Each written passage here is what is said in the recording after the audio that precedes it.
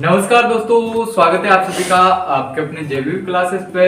मैं रवि कुशवाहा आज आपके लिए लाया हूँ क्लास 12 का जो अपना जो चैप्टर था पोएट्स एंड पैनकेक्स। जी हाँ, पोएट्स और पैनकेक्स जिसका पार्ट 2 आज अपने यहाँ पे देखेंगे। तो उस वाले चैप्टर में अपन ने चर्चा की थी किस प्रकार से जेमिनी स्टूडियो में क्या एक मेकअप डिपार्टमेंट है, वहाँ पे वह कहाँ पे स्थापित है और उसमें कौन कौन से व्यक्ति कार्य करते हैं। उसके अलावा जेमिनी स्टूडियो में क्या है, कौन है, कोटामंगलम सुब्बू है, उनके बारे में भी अपन ने बातचीत की थी। तो उसके बाद में अपन ने बातचीत की थी कि जो इसका स्टोरी डिपार्टमेंट है, कौन सा वाला स्टोरी डिपार्टमेंट है, उसमें कौन कौन शामिल है, इन्वॉल्व है, उसके बारे में अपन ने बातचीत की थी। उसमें क्या था, एक लॉयर शामिल था, तो उसने क्या कर दिया था, एक एक्सट्रीम टैलेंटेड एक्ट्रेस का जो करियर था उसको क्या कर दिया था, एंड कर दिया था। तो उसी के बाद से अपन आज यहाँ पे कंटिन्यू करेंगे। तो इसका ये पार्ट 2 है। तो इसमें क्या बताया गया है, ये पार्ट 2 में ये बताया गया है कि Gemini studio was the favourite haunt of poets like HDS Yogiyar, Shambhu Subramaniam, Krishna Shastri और चट्टोपाध्याय आमस ऑफ दोस टाइम। कि ये जेमिनी स्टूडियो क्या था, एक हंट था, अड्डा था किसका, पोएट्स का। जो भी कवि होते थे उसका क्या था, ये एक बहुत ही बड़ा अड्डा था जिसमें कौन कौन से पोएट्स आते थे, HDS योगियार, शंभू सुब्रमण्यम, कृष्ण शास्त्री आदि जो पोएट थे वो यहाँ पे आते थे और क्या लेते थे, अपनी पोएट्री का आनंद लेते थे। The people at Gemini Studios did not have any particular political thoughts। जो जेमिनी स्टूडियो के जो लोग थे, कौन, जेमिनी स्टूडियो में जो भी कार्य करने वाले जो लोग थे, वह कोई भी अपने पर्टिकुलर पॉलिटिकल थॉट, अपने पॉलिटिकल विचार नहीं रखते थे। मतलब उनका कोई पर्टिकुलर पॉलिटिकल विचार नहीं थे। They were Gandhism in ideology and और खादी। वह क्या थे, अपने विचारधारा से क्या थे, गांधीवादी थे। क्या थे, गांधीज्म यानी कि गांधीवादी थे। और वो क्या पहनते थे, खादी पहनते थे। क्या पहनते थे, खादी पहनते थे। But behind that they had no any political thought. उनकी इसके अलावा आगे कोई पॉलिटिकल थॉट, ये जो विचार थे वह नहीं थी। क्या नहीं थी, पॉलिटिकल जो थॉट थी, जो विचार थे वह उनके आगे इसके अलावा नहीं थे। वह क्या मानते थे कि गांधी जी के विचारों पे चलना है अपन को, और क्या पहननी है, खादी पहननी है। इसके अलावा कोई दूसरे विचार नहीं रखते थे। They were all against communism. वो क्या थे, कम्युनिज्म के विरोधी थे। मतलब जो साम्यवाद था, जो कम्युनिज्म है, उसके क्या थे, वे विरोधी थे। क्यों विरोधी थे?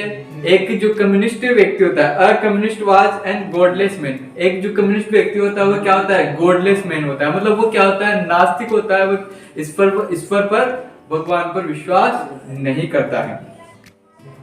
He had no children and no wife। वो ना तो कोई ना तो कोई अपने बच्चे रखता है, ना ही क्या रखता है, कोई पत्नी रखता है। मतलब वह ना तो किसी बच्चे से प्रेम करता है, ना उसका कोई वैवाहिक जो प्रेम है, वैवाहिक जो लव है वो भी उसका नहीं होता है। He had no regrets about killing her parents and children। तो he had no regret, मतलब वो क्या नहीं रखता है, रिग्रेट। उसको कोई भी दुख नहीं होता है। यदि कोई उसके पेरेंट्स है, उसके जो माता पिता है और उसके जो चिल्ड्रन है, उसको अगर कोई भी मार देना तब भी उसको कोई दुख नहीं होता है। चाहे तो जाए, इनको मारे तो मारे ठीक है, लेकिन उसको कुछ भी नहीं होता है। तो कम्युनिज्म, जो कम्युनिस्ट आदमी है वो क्या होगा, एक गॉडलेस मैन होता है। वो ना तो कोई चिल्ड्रन रखता है, ना ही कोई वाइफ रखता है। मतलब ना तो उसके कोई चिल्ड्रन है, ना ही कोई वाइफ है, और उसको रिग्रेट भी नहीं होता है, कोई सैडनेस नहीं होती है, कोई उदासी नहीं होती है। यदि कोई व्यक्ति उनके जो पेरेंट्स है और उसके जो चिल्ड्रन है उनको मार देता है, तब उसको कोई क्या नहीं होता, कोई दुख नहीं होता। तो ये था अपना कम्युनिस्ट के बारे में। और वो क्या रहता है, he always ready to spare violence and unrest among innocent and ignorant people। वो क्या रहता है, हमेशा रेडी रहता है, किसके लिए,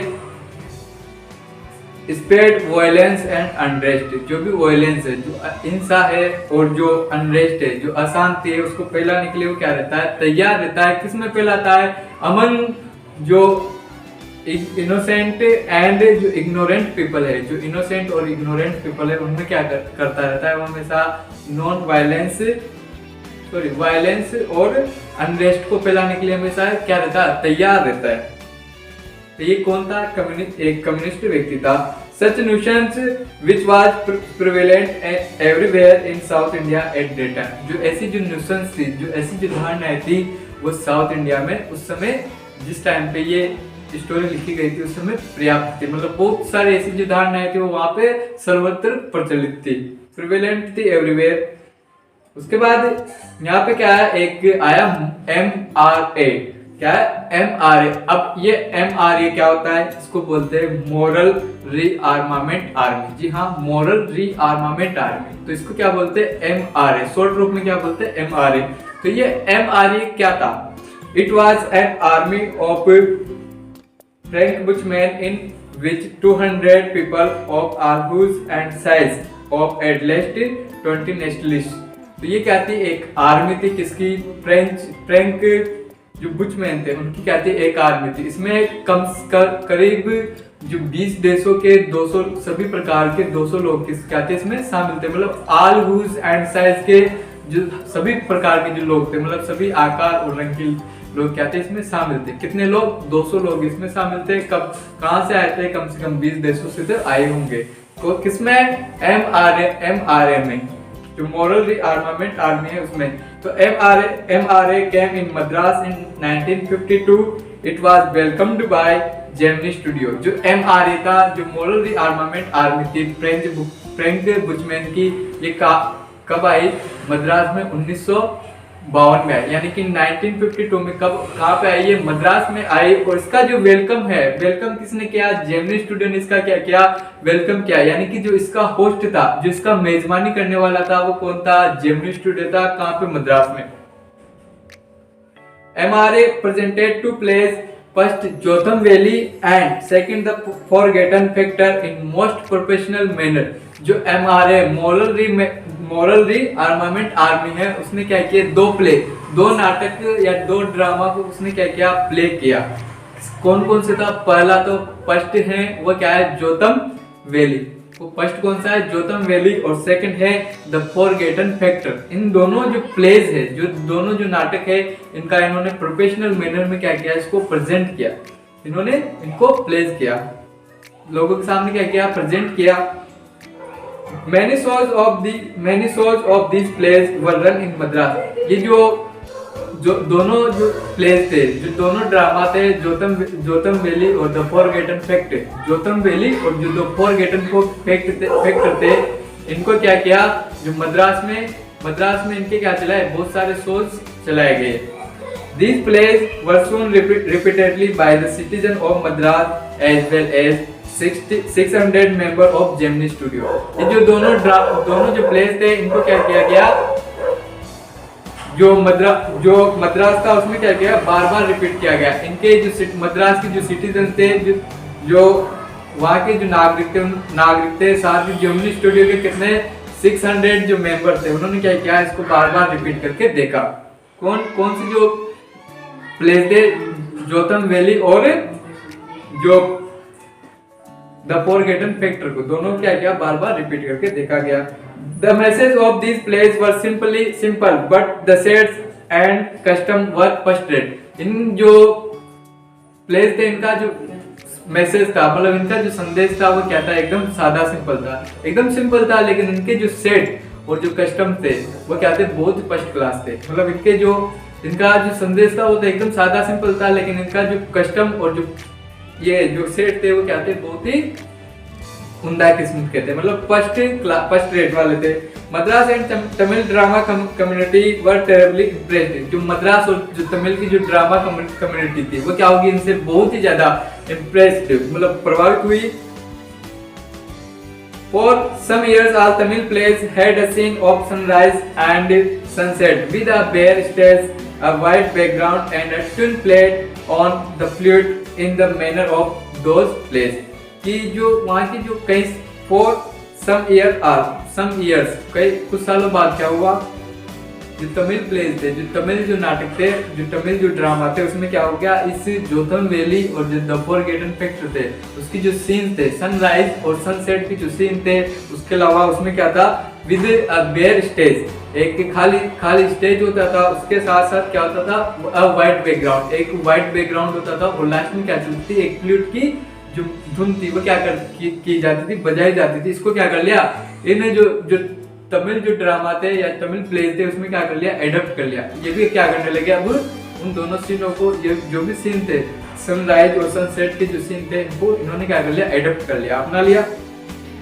The big bosses of Madras, like Mr. Vasan, simply played into their hand.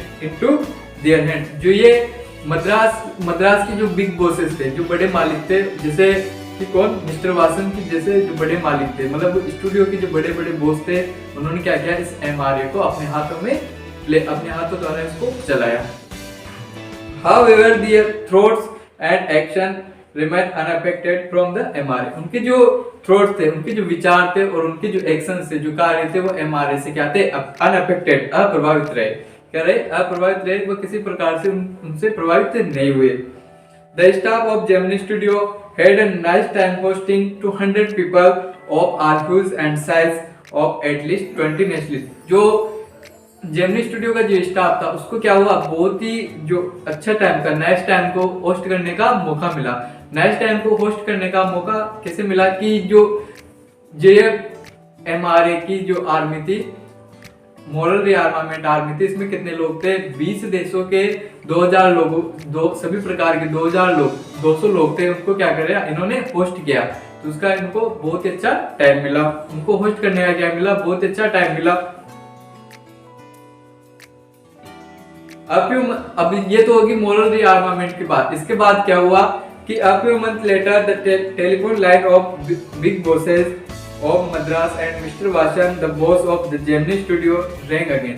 जो बड़े मद्रास के जो भी बड़े बिग बॉसेस थे, उनकी जो टेलीफोन लाइन थी, और जो जेमिनी स्टूडियो के जो बॉस थे मिस्टर वासन, उनकी जो टेलीफोन लाइन वो क्या होगी, एक बार फिर से दोबारा से रिंग अगेन, दोबारा से गूंज उठी। क्यों गूंज उठी, ऐसा क्या होने वाला था कि इनकी दोबारा से जो टेलीफोन लाइन थी वो गूंज उठी।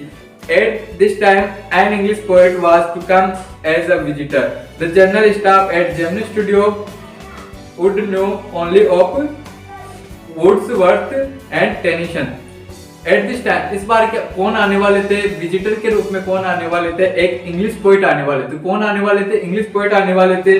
तो जेमिनी स्टूडियो का जो स्टाफ था वो क्या जानता था, जो कम पढ़ा लिखा जो स्टाफ था वो ये जानता था कि दो कवियों को जानता था, या तो वर्ड्सवर्थ को जानता था या फिर टेनिसन को जानता था। इन दोनों के अलावा किसी और को नहीं जानते थे। और जो the more educated people would know of Keats, Shelley and Byron and one और टू पीपल ऑफ आइलैंड।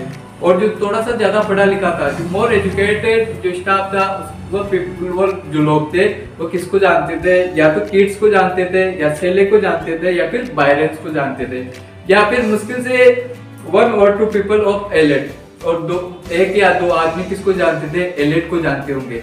यानी कि जो इंग्लिश पोएट थे उनके बारे में इन्होंने क्या लगाना, अनुमान लगाना शुरू किया है कि ये कौन हो सकते हैं।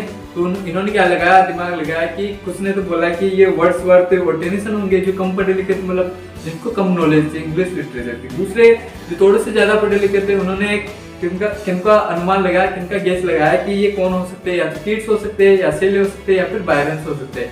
एक दो बहुत ही ज्यादा पढ़े लिखे थे, तो उन्होंने अनुमान लगाया कि ये क्या कौन हो सकते हैं, एलेट हो सकते हैं। Now who was the poet who came to Gemini studio. अब जो जेमिनी स्टूडियो में आने वाला जो पोएट था वो कौन है, फिर इनको बाद में पता चला। क्या पता चला, but he was a poet, but he was not a poet but an editor. वो क्या नहीं है, एक पोइट नहीं है, वो क्या है, एक एडिटर है, मतलब एडिटर है, जो न्यूज़पेपर उसका क्या है, एडिटर है, संपादक है। That's why boss was giving him a big reception. इसी कारण से उनके जेमिनी स्टूडियो के जो बॉस थे वो उसको क्या दे रहे, बिग रिसेप्शन, बहुत बड़ा उनका क्या कर रहे हैं, भव्य स्वागत कर रहे हैं। At last around 4 in the afternoon the poet or the editor arrived. He was a tall and very English man and very serious and of course very unknown to all of us. At last, 4 in the afternoon, जो at last आखिरकार क्या हो गया, वो दिन आ गया कि जिस दिन पोइट आने वाला था, उस दिन वो पोइट कितने बजे आ गया, 4 बजे आ गया। जो दोपहर की जो 4 बजे थी उस टाइम पे वो आ गया। जो पोइट था या फिर एडिटर था वो आ गया। तो वो क्या था, एक टाल, बहुत ही लंबा, और क्या था, वेरी इंग्लिशमैन, बहुत ही अंग्रेज आदमी था, और कैसा था, वेरी सीरियस था, बहुत ही गंभीर था, और हम लोगों के लिए क्या था वो, of course very unknown to all of us, और हम जो जेमिनी स्टूडियो का जिस सारा स्टाफ था उनके लिए वो क्या था, अननोन था, अज्ञात व्यक्ति था, क्योंकि जिसने भी अनुमान लगाया उन सबके अलावा वो आया था, उसको कोई नहीं जानता था। The boss read out a long speech, it seem that he to know precious little about the poet. जो बॉस थे उन्होंने क्या किया, अपना जो लॉन्ग स्पीच था उसको रीड आउट किया, और इससे उन्होंने जो स्पीच पढ़ा, रीड आउट किया, उससे ऐसा लगा कि बॉस को भी क्या थी, इनके पोइट्स के बारे में बहुत ही कम नॉलेज थी, मतलब इनके बारे में थोड़ी सी जो नॉलेज थी वो इनको पता थी। इनकी जो स्पीच थे इसमें जो वर्ड्स थे वो कौन कौन से थे, जैसे फ्रीडम और डेमोक्रेसी, जो दो वर्ड्स थे बार बार क्या कर रहे थे, घूम रहे थे, जैसे प्रिपेयर्ड, काली मिर्च की तरह क्या हो, वो दोनों वर्ड्स की क्या थी इसमें भरमार थी। Then the poet spoke, he could not address a more desert and silent audience। फिर क्या हुआ, जैसे बॉस ने अपना स्पीच था उसको रीड आउट किया, उसके बाद फिर पोएट क्या हुआ, स्पोक हुआ, तो पोएट ने क्या, पोएट बोला, फिर वो क्या नहीं कर पा रहा था, जो मोर डेजर्ट एंड साइलेंट ऑडियंस थी, जो अधिक आश्चर्यचकित और जो साइलेंट ऑडियंस थी उसको उसने क्या नहीं किया, एड्रेस नहीं कर पा रहा था, मतलब वो नहीं कर सका, उस ऑडियंस जो ऑडियंस थी उसको एड्रेस नहीं कर सका। अब एड्रेस क्यों नहीं कर सका, people at Gemini studio could not know what the Englishman was talking about. जो जेमिनी स्टूडियो के जो लोग थे वो ये नहीं जान पा रहे थे कि जो इंग्लिशमैन है, जो पोएट है, वो क्या बोल रहे हैं, वो क्या बोल रहे हैं, किस बारे में बात कर रहे हैं, वो उनको कुछ पता नहीं चल पा रहा था। His peculiar accent made things difficult for the people। जो जेमिनी स्टूडियो के जो लोग थे ना, उस इंग्लिश पोइट्स के जो उसका पेकुलर एसेंट, जो उनका जो मतलब उस टाइप का जो उच्चारण था, वो क्या हो रहा था, उनके लिए चीजों को समझने में बहुत ही कठिनाई पैदा कर रहा था। They all had to disappear in utter bafflement। No one could understand what an English poet was doing at a studio that made Tamil films for the simplest sort of people। कि उनमें से वो सब क्या हो गए, निराश हो गए और इधर उधर बफलेमेंट, तितर बितर हो गए, मतलब एक इधर उधर चले गए। तो उनमें से कोई भी ये नहीं समझ पा रहा था कि एक इंग्लिश पोइट एक स्टूडियो में क्या कर रहा है, जहाँ पे जो तमिल लोग हैं उनके लिए क्या बनाई जाती है, फिल्म बनाई जाती है, वहाँ पे इंग्लिश पोइट क्या कर रहा है। The Tamils could not be accepted to cultivate a taste for English poetry, so his visit remained an unexplained mystery। तो ये जो तमिल थे ये नहीं समझ पा रहे थे कि एक तमिल जो इस परिवेश है उसमें एक इंग्लिश पोएट का क्या काम है, वहाँ पे एक इंग्लिश पोएट का मतलब इंग्लिश पोएट्री का क्या टेस्ट होगा, उसके बारे में ये नहीं समझ पा रहे थे। So his visit remained an unexplained history. तो उसकी जो अनएक्सप्लेन्ड मिस्ट्री, तो उसकी जो विजिट थी, उसका जो आना था वो क्या हो गया, एक अनएक्सप्लेन्ड मिस्ट्री, मतलब एक बिना सुलझा अस्पष्ट जो रहस्य था वो बन के रह गया। अब इस रहस्य को सुलझाने के लिए क्या होता है, कौन कौन से ड्रामे होते हैं, उसको अपन यहाँ पे देखेंगे। तो ये थे A short story contest was organized by a British periodical The Encounter। तो एक शॉर्ट स्टोरी कॉन्टेस्ट था, वो किसके द्वारा आयोजित किया गया, एक इंग्लिश जो ब्रिटिश periodical था मतलब पत्रिका थी, उसके द्वारा द एनकाउंटर नाम की एक जो ब्रिटिश पत्रिका थी, उसके द्वारा क्या किया गया, एक शॉर्ट स्टोरी कॉन्टेस्ट का ऑर्गेनाइज किया गया।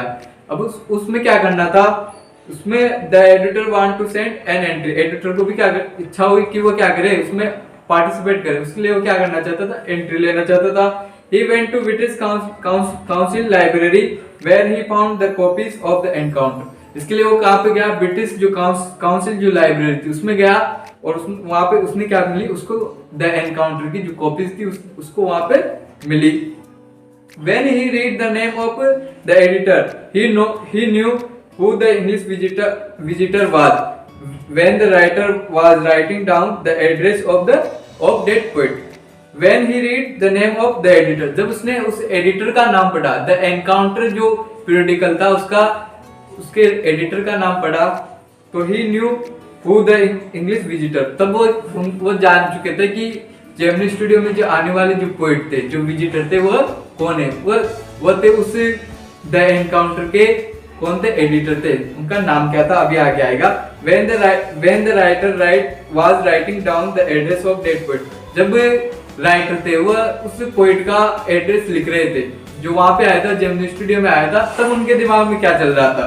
अब इसकी बात करते हैं कि he felt as if the long lost brothers of Indian films would be searching for each other by singing a song in the first and last reel of the film, कि वो ऐसा सोच रहे थे कि जैसे भारतीय फिल्मों में होता है कि फिल्म की जो पहली रील पे जो गीत गाया जाता है, जो गीत गाया जाता है, उसी गीत को गा के दो खोए हुए भाई, उसी गीत को गा के दो खोए हुए ब्रदर्स एक दूसरे को ढूंढते रहते हैं। क्या करते रहते हैं, दो ब्रदर्स एक दूसरे को ढूंढते रहते हैं। उसी प्रकार से पोइट के दिमाग में ये चल रहा था कि जैसे मैं क्या कर रहा हूँ, इससे जैसे उनको इंग्लिश विजिटर था उसका नाम पता चला ना, तो उनको ऐसा लगा कि मुझे कोई मेरा बिछड़ा हुआ जो भाई है वह मिल चुका है।